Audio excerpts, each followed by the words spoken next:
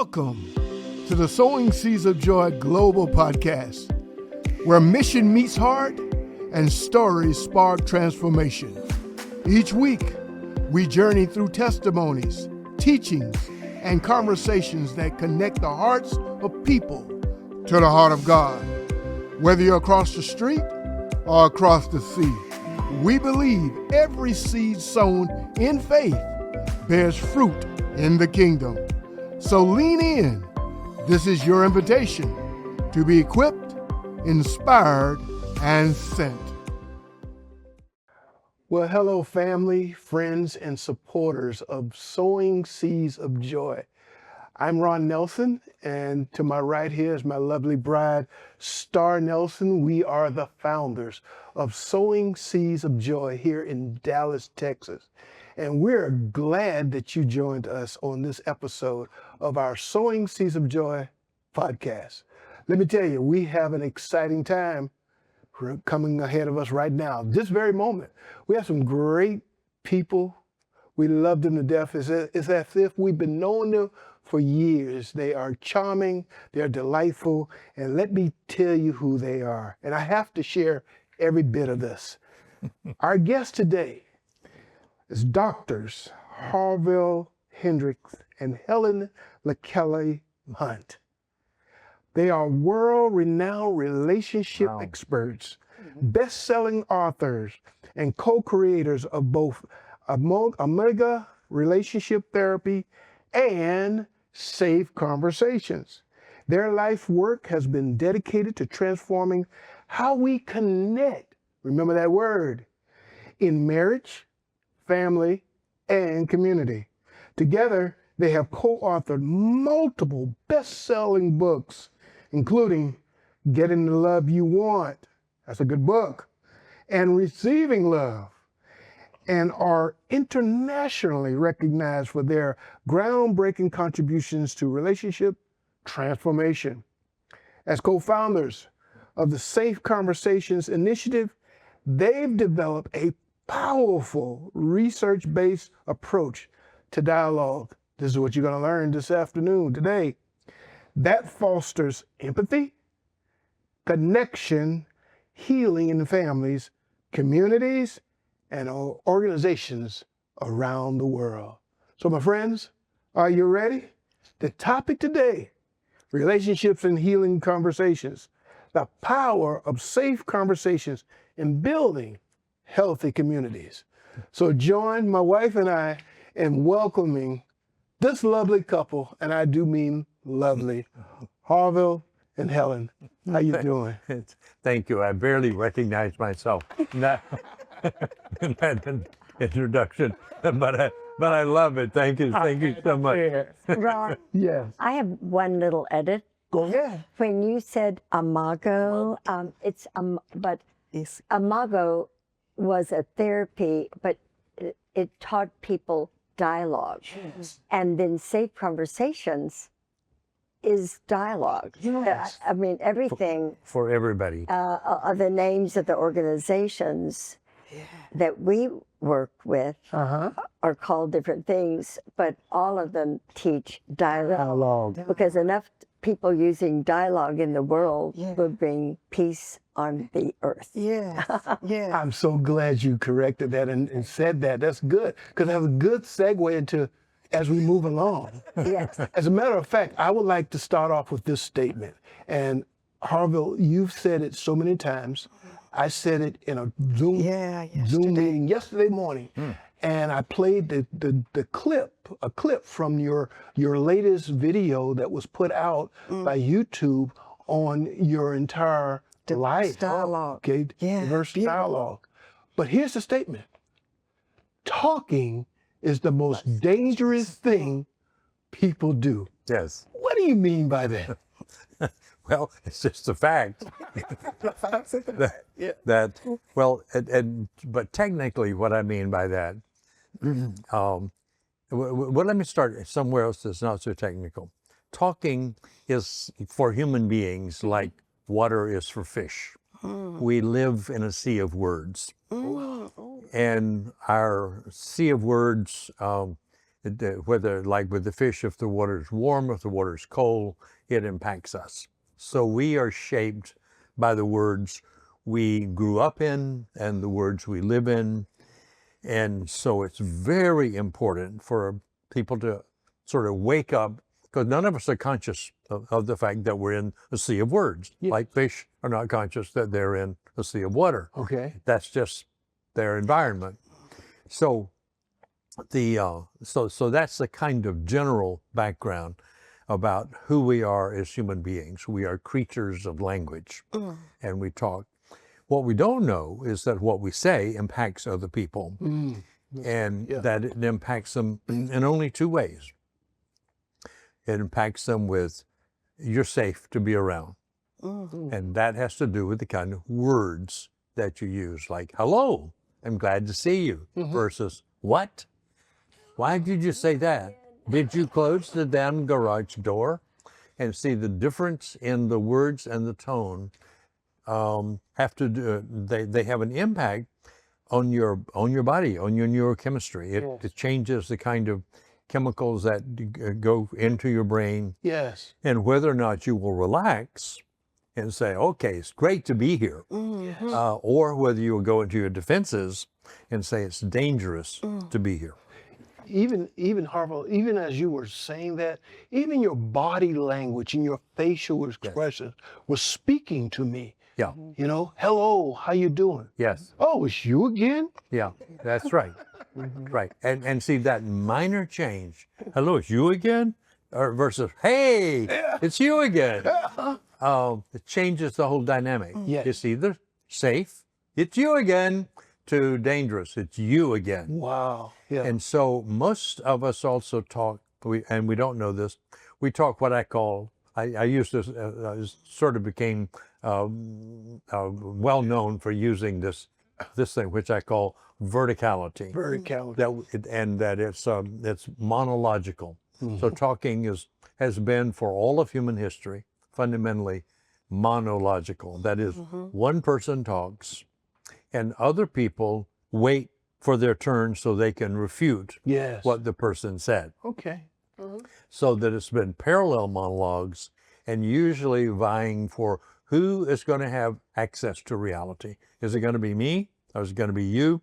And if it's you, then I have to do something to be sure yours doesn't survive. Yes. So, and what I'll have to do is to refute your point of view, or overlay it with my point of view, or try to demean you. Yes. But we human beings we have to define reality.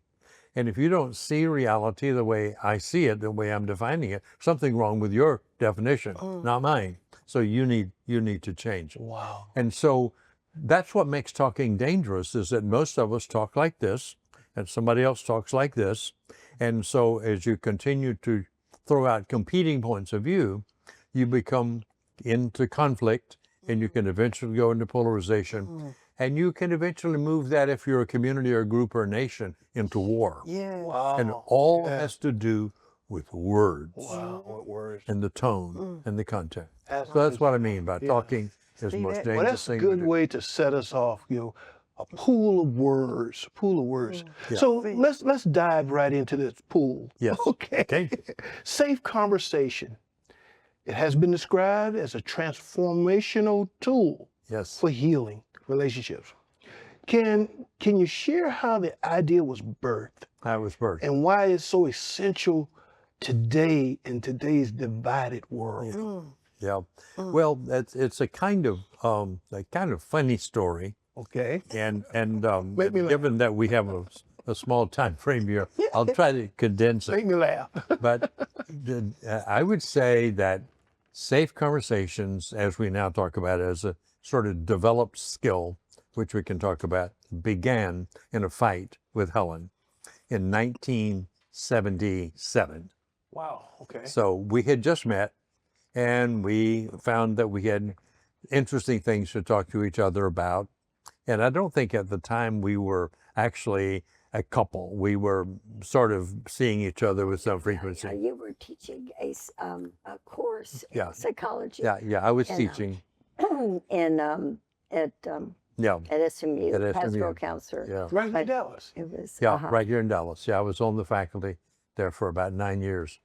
and So it was a psychology course, and I had taken a Bob and Mary Goulding yes, summer program, and I went to your course. and so she was in my course, but it was a big class, and she sat at the back, and I never identified with her. She never spoke to me. There were 2 doors to the room.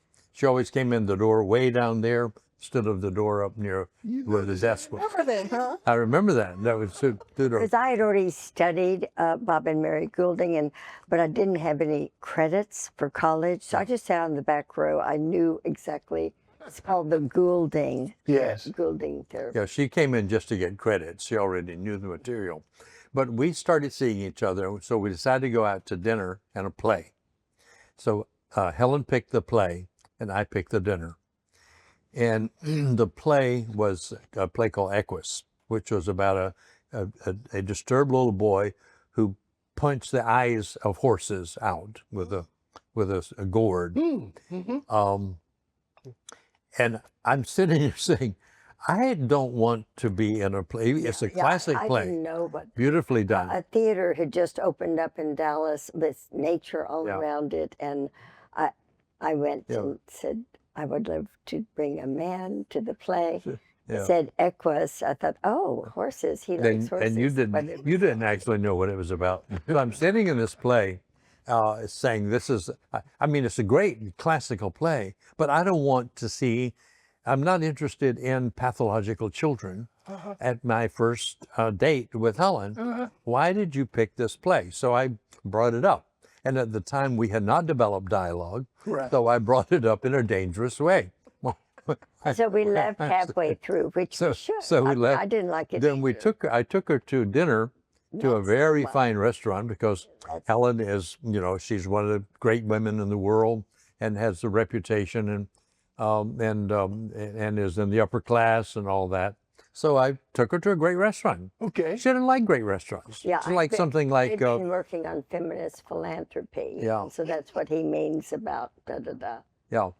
And so she complained to me about the restaurant, It was, and I complained to her about the play. I told her, And we got into this fight. I like Kentucky Fried Chicken, Yeah. barbecue. We Yeah, didn't can have you to pay all imagine? that money. One of the leading women in Dallas likes Kentucky Fried Chicken. Of course, but she does. So they got into you. And I didn't know that. So we went to her house. We were both divorced. So she, we went to her house, still arguing. And in the house, in the living room, I remember this clearly. Helen said, "Stop!" Loudly. One of us talk, and then the other one talk, because we were talking over each other. So at least she moved us to this. And I think so we did that. Listen, one talk, the other listen, and I didn't say mirroring. No, but we the weren't other- anywhere near mirroring at No, that time. but I said listen, Yeah, and but then you took it to yeah. and described. the So mirroring. I was aware that when we changed from this Even? to this, which is still not good, because it should be like this, more dialogical. We weren't anywhere near dialogue at that point. The theory came much after that. But I noticed that I calmed down Yes. when we stopped doing this and started, even though it was parallel conversation. And I thought, I'm a couples therapist. I have a practice. I'm going to take this tomorrow to a couple. And instead of having them talk to me, which was the typical thing you do, is that the couple talks to the therapist and the Right. therapist says something back to them, I would turn the couples from looking at me to looking at each other and talking to each other, still just taking turns talking. And so and then I asked them, how did that feel? What did you think about that? And they began to tell me what they needed. And it was, well, I'd like to, after she talked, she said, I'd like to know what he heard. So, oh, you want him to say back to you what you heard. And that was the beginning of the listening process. mirroring. So over the next five or 7 years, I worked with couples and dug out of them what kind of conversation would lead them away from polarization to connecting. And so eventually I labeled it dialogue, added sentence stems and all these more developed things that it is now. But that's where it came from. So, and that was in I guess I developed it pretty well by 1980 or 82. The first part of it, mirroring, was in the Getting Love You Want's first publication in 1988. And I was still working on it. And the second publication, about 10 years later, we had all 3 steps to mirroring, validation, and empathy. And then working there until actually 11 years ago, I worked with couples only. But hell, I live with this activist, and I'm aware that working with couples, which is only 2% of the world's population, will never change the world. But I'm living in a house with a woman who's into changing the world and has been major in women. Yeah. So we decided that we would take dialogue, extend the practice of dialogue from couples and launch it into the general public. And we'd say we have to rename that so it would not be thought of as therapy, but thought of as a conversational skill called safe conversation. So that's how all of that was developed and moved from the clinic into the culture. That is excellent. And I do have a series of questions, may not get to all of them, but what I would like to do is, and you talked about, and Star and I have been trained, and we're using it in our own lives, and we have been teaching it. I just recently got back from Kenya, where I taught a college. At college. Yes, at college. I saw sharing all this. But I have the developers in front of us right now, you guys, okay? And you mentioned stem sentences. Sentence stems. Sentence stems. Yes. What are they? So you're asking us to share the sentence stems, and that we mentioned that, but you'd like to know specifically what the sentence stems are. Did I get that? You got it. And is there more? Yes, there's more. If you would share, I just did the sentence. Yes, you did. And if you would share that, okay, the more, but also talk about why this matters. Because Helen, I know you wanted to share a little bit about the lower brain and the front upper brain and how all that comes into play. Because when my wife and I started learning this, 2 things that caught our attention: the space between us, okay?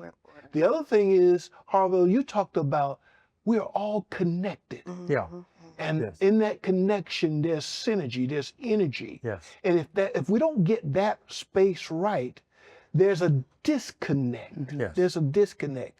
And the first thing, and this really kind of leaped out at me, when my wife or anyone starts talking to me, I'm already in my mind trying to frame it according to what I think.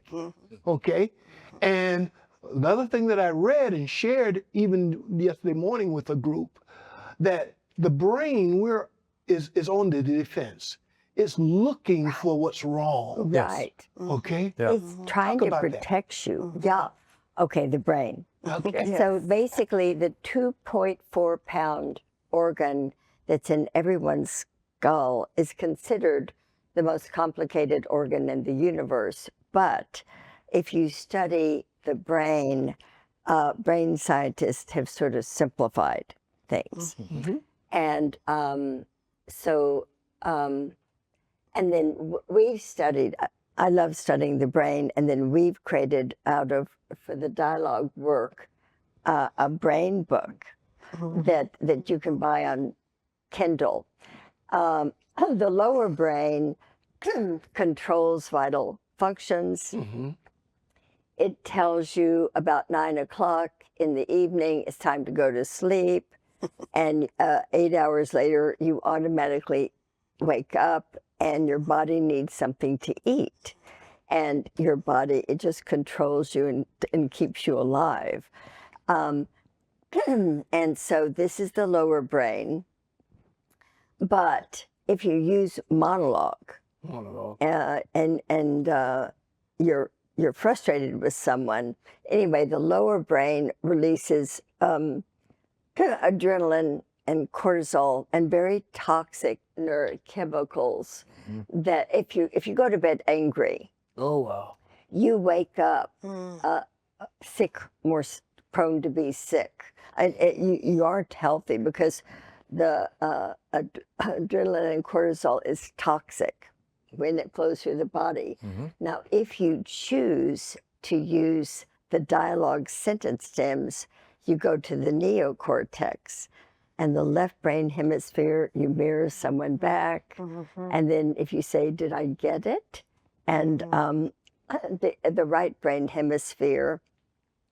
And then Dan Siegel, a brain scientist, says the healthiest part of the brain is the dorsolateral prefrontal cortex, which is between the left brain and right brain center. And it's his phrase is you move beyond predication, meaning you wonder, how's my partner feeling? Or Curiosity. why did my partner do that? Now, if you wonder more about your partner, dopamine, acetylcholine, norepinephrine, and serotonin is released, and you sleep better, and you're a healthier person. Yes. And we have on Kindle, we call the upper brain the wise owl, as opposed to the crocodile. Okay. Okay. Snap. Yes. They get upset and you get frustrated. Or just tone of voice. Harville and I, at one point in our marriage, we talked about voice tone. That we said nice things, but sometimes voice tones got a little severe. And we would use VT. We would go VT and marshmallow, and we would give a little code word about, would you look at me a little bit better? And Wow, that's some interesting stuff. I mean, and for some of our listeners, maybe it's going over their head. But this skill set, I remember someone saying, maybe it was in one of your videos, this is simple.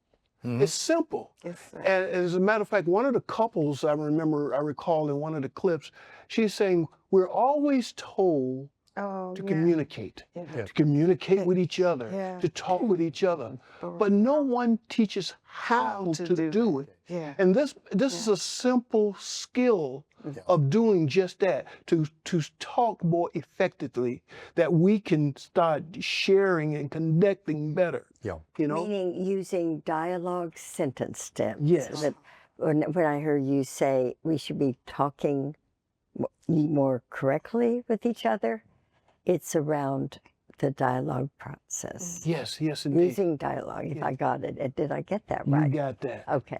Hey, Amen. Thank goodness. many of our listeners, yes, many of our listeners, they have professional lives, families, they're involved in ministry like we are, mission work that we do, nonprofit work, where we cross cultural lines, okay? Cross-cultural communication, different communication, if you get what I'm saying. I guess the point I want to get to is this, Harville. And another thing you said, we've been listening to you guys. Oh, thank you. Yay, finally. Yes. We've been listening. The problem in the world, if I get this wrong, let me know. It's really The good. problem in the You world don't embrace. is that people don't embrace their differences. differences. Yes. Yeah. Talk about that a little bit. Well, actually, in our workshop, I'll just say one thing. Okay. That nature, well, I do this in the workshops. Okay. Nature is filled with difference. Hot, cold, dark, light, sweet, sour, wet, dry. Yeah. Differences everywhere. Differences. And if your partner is different, That's supposed to. wonder why. And see if you might want to explore the way your partner is being. So learning to accept difference is part of a good relationship, Yeah. if it's a constructive difference. And that means the problem of conflict in the world is the objection to difference, which is what Helen just said about difference, is that there's nothing in the whole universe that's like anything else. So difference is the primary feature of reality, all the way down to the smallest quantum level to the largest galaxy. There's no identity of this is that. there's always, everything is unique. So nothing is different. But here's the problem, that even normal people who grow up in healthy families don't understand that what is in their head is not in your head. That you have a universe, a point of view, of experience that is yours, so therefore you have your own reality. And you assume that other people have that reality too. So it's a normal assumption. Now, if you have been abused, or you're scared or defended or anxious, you believe even more strongly in your own reality. So that leads then to, there can be no toleration of anything different from what's in my head, because I have the truth. And this goes into religions. You know, boy, our view of God is the view of God. And if you have a God who's a little bit different, you have the wrong God. So this ultimately leads to, well, no, my God is as good as your God. And what the fact is, there are always differences. Yes. Your point of view is accurate and true, and your point of view is accurate and true. It's just not the whole truth. I see. But we think that the partial truth that we can get is the whole truth, that is, and that everybody sees it that way, and it just happens that you don't, therefore it means you're the one that's wrong. So how can CS, Safe Conversation, play a role in bridging the Well, it does it this way. The other thing that we have begun to emphasize, almost I would say begun to really understand ourselves, is what makes dialogue work. And for a long time we thought it was, and still think it is, the listening, mirroring process. But we're not putting emphasis on listening. The other thing, human beings, not only have they not gotten difference down, human beings have not listened and do not listen to other human beings, because you assume that they should be listening to you, so you don't have to listen to them. But listening is the only way you get difference. But you have to listen without judging. You have to listen and say, oh, so let me see this. So it's like that for you, that when that happens, you have that experience and so forth, and then accept it as your truth without judging it, because it's different from my truth. So that's what the dialogue process does. Right. It helps two people or a group of people be able to unveil their uniqueness, which is their difference, without having it put down or judged. Now we're moving from isolation, individualism, toward community, toward connecting. And connecting is our true nature. Okay. We have just lost awareness of it because we've been so absorbed in ourselves that we don't know that we are part of a whole. Wow. But once you begin to really listen, drop judgment, and accept, and get curious about, Even the word curiosity. Get curious about it, and move to what Helen just said about wonder, to wonder about it, then you discover the world is full of infinite diversity, and it's all beautiful. And the more you look at the diversity, the more diversity. I said one time, we were looking, you and I stopped by a field of flowers one time, and we went out and looked at it, and it was amazing. All the petals of this whole field of flowers, not a single petal was identical to another petal. And I said, I had this thought, God cannot make a copy. That was good. We make copies because we have these copy machines, but God is not interested in making copies. God is interested in making uniqueness. So everything and everyone, everywhere is unique. Wow. And once you get that, and you go with curiosity and wonder, the whole universe opens up. Yes. But if you have to have Helen see things my way, all I have is my little pitiful world. Yes. Which is not enriched by the diversity of Helen's mind or your mind or your mind. and all the other minds. You know, we're with all of this, we're just really scratching the surface, if you will. And I know you have an organization, we are connected to it, organization called Quantum Connection. Yes. Right? And so there are workshops and are going all over the world Yes. concerning, this is a movement, would you Yes, say? it's a movement. It's a movement, question okay? about it. Tell us a little bit about the Quantum Connection, and if others want to get involved, how can they do that? Okay. Yeah. Let me just mention what the sentence stems Go ahead. are. When someone talks, the first thing, if you want the person to feel present and respected, you say, Ron, I think I just heard you say we only have a little bit more time. Did I get that? Or whatever. So I just mirrored Ron back. And then I said, then say, did I get it? Now that's the listening. Did I get it? Yeah, that's a sentence stem. Did I get it?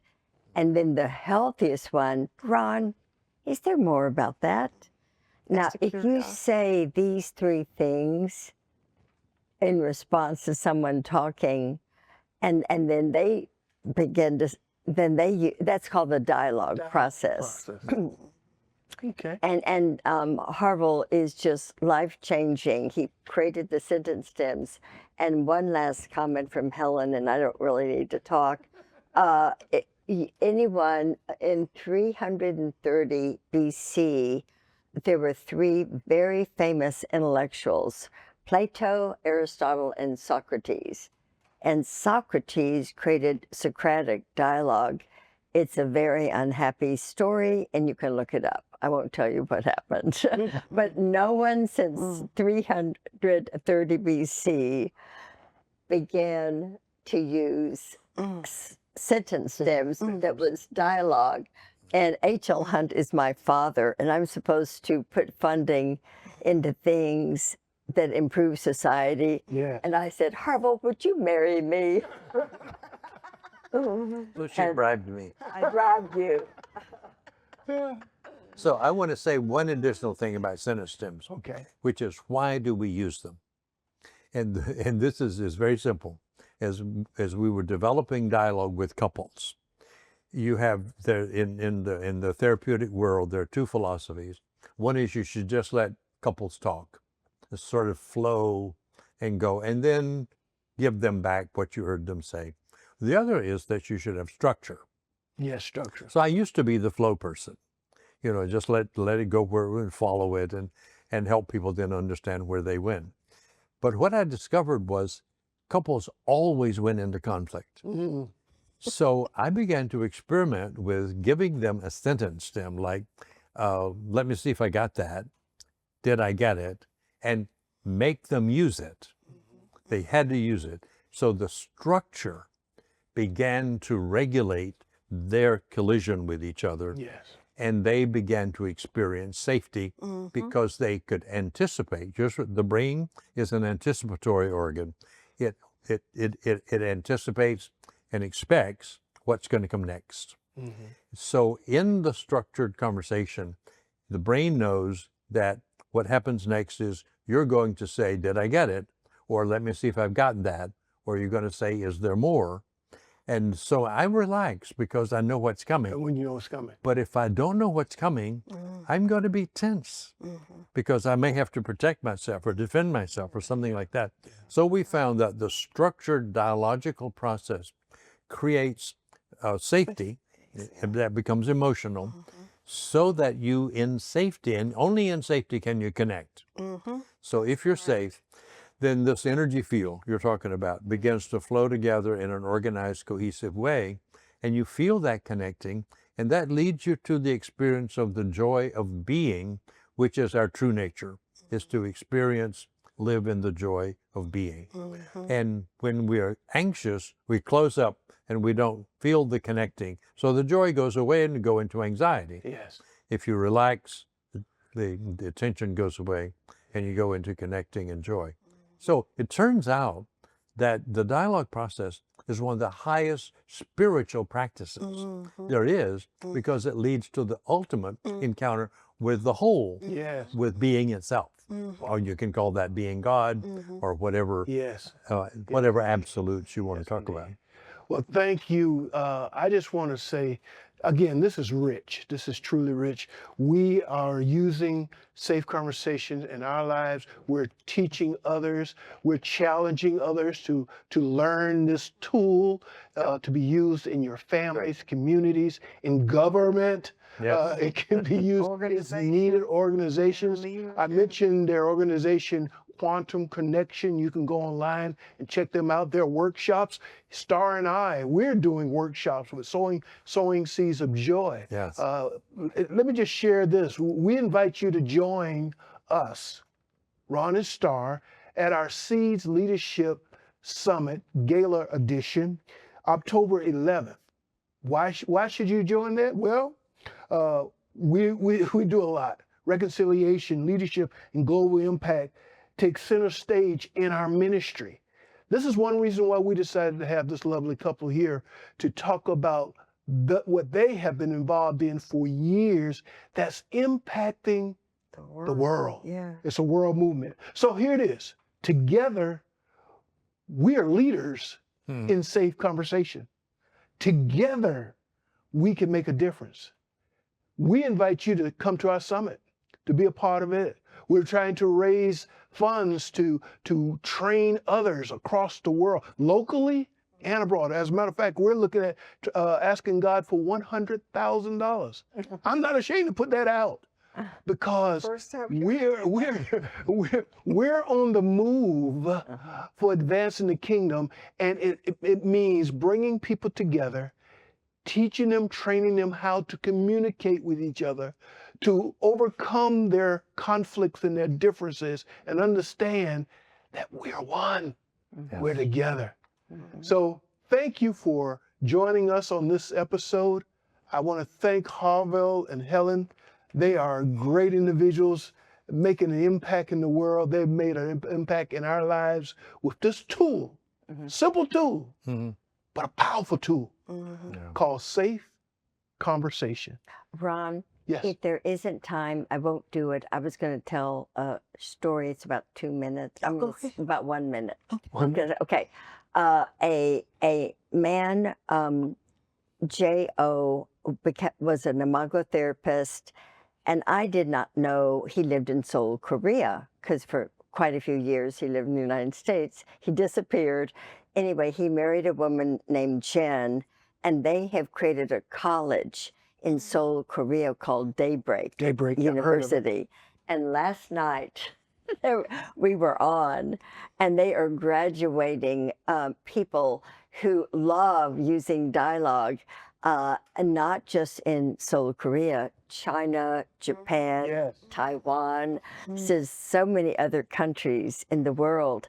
And it's just very sad that the United States isn't using it yet, especially in the government. But we're going to be making a difference in that. Thank you. It shows it can happen. Dialogue can be enjoyed. And thank you for sharing that, Helen, how the impact around the world, it's a movement and it's happening. Yeah, China, Japan, other countries. And the thing is that, and I know that it's powerful because it's being done in Liberia. Yeah. It's being done, we have Lord in Kenya. It's being done in Kenya. It's being done in South Africa. And they're writing a book about it. Yes. There's Dallas. Yes. Dallas. Well, we're going to say thank you again.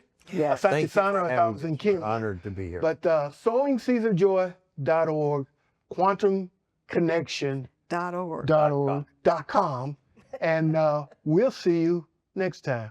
Thanks for joining us on the Sowing Seeds of Joy Global Podcast. If you've been blessed, share this episode and keep sowing joy wherever you go.